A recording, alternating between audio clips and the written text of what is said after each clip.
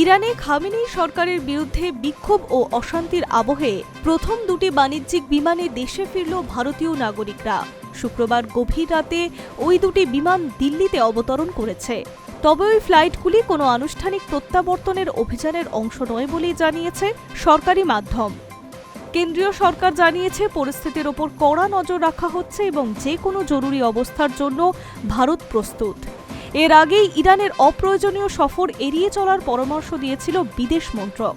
প্রসঙ্গত, 15 জানুয়ারি ইরানের আকাশসীমা সাময়িকভাবে বন্ধ থাকায় ভারত থেকে ইরান রুটের একাধিক বিমানের সময়সূচিতে প্রভাব পড়েছিল। যদিও বর্তমান পরিস্থিতি অনেকটাই স্বাভাবিকের দিকে যাচ্ছে বলে সূত্রের খবর। আকাশপথ খুলতেই বহু ভারতীয় দেশে ফেরার সিদ্ধান্তও নিয়েছে। দেশে ফিরে স্বস্তির নিঃশ্বাস ফেলেছে ইরানে থাকা ভারতীয় ছাত্র, পর্যটক ও কর্মীরা। এক এমবিবিএস ছাত্রী জানাচ্ছে, বিক্ষোভের কথা শুনলেও তিনি সরাসরি কোনো অশান্তি দেখেননি। তবে ইন্টারনেট পরিষেবা পুরোপুরি বন্ধ থাকায় পরিবারের সঙ্গে যোগাযোগ করতে পারেননি তিনি। 1 মাস ধরে ইরানে থাকা আরেক ভারতীয় নাগরিক বলেন, শেষ 2 সপ্তাহে সমস্যাটা বেশ হচ্ছিল। রাস্তায় বেরোলেই বিক্ষোভকারীরা গাড়ির সামনে এসে পড়ত। ইন্টারনেট না থাকায় পরিবার বা দূতাবাসের সঙ্গেও যোগাযোগ করা যাচ্ছিল না। খুব উদ্বেগে ছিলাম। আরও একজনের বক্তব্য, তার ক্ষেত্রে বড় সমস্যা ছিল শুধু নেটওয়ার্ক বিভ্রাট। পরিস্থিতি ধীরে ধীরে স্বাভাবিক হচ্ছে বলে জানান তিনি।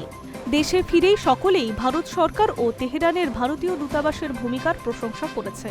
সংকটের সময় ভারতীয় দূতাবাস নিয়মিত পরামর্শ জারি করেছে। তীর্থযাত্রী, পর্যটক, ছাত্র ও ব্যবসায়ীদের সঙ্গে যোগাযোগ রেখেছেন বলে জানিয়েছেন ভারতীয়রা।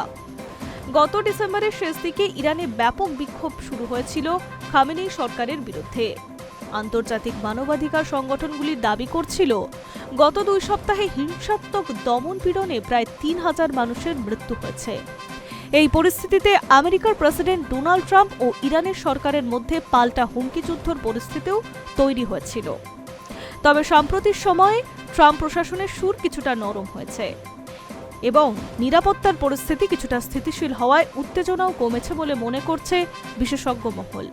সরকারি হিসেব অনুযায়ী বর্তমানে ইরানে প্রায় 9000 ভারতীয় নাগরিক রয়েছেন। পরিস্থিতির ওপর কড়া নজর রাখছে বিদেশ মন্ত্রক। প্রয়োজনে আরও বড় কড়া পদক্ষেপ নিতে পারে বলে জানিয়েছে নয়াদিল্লি।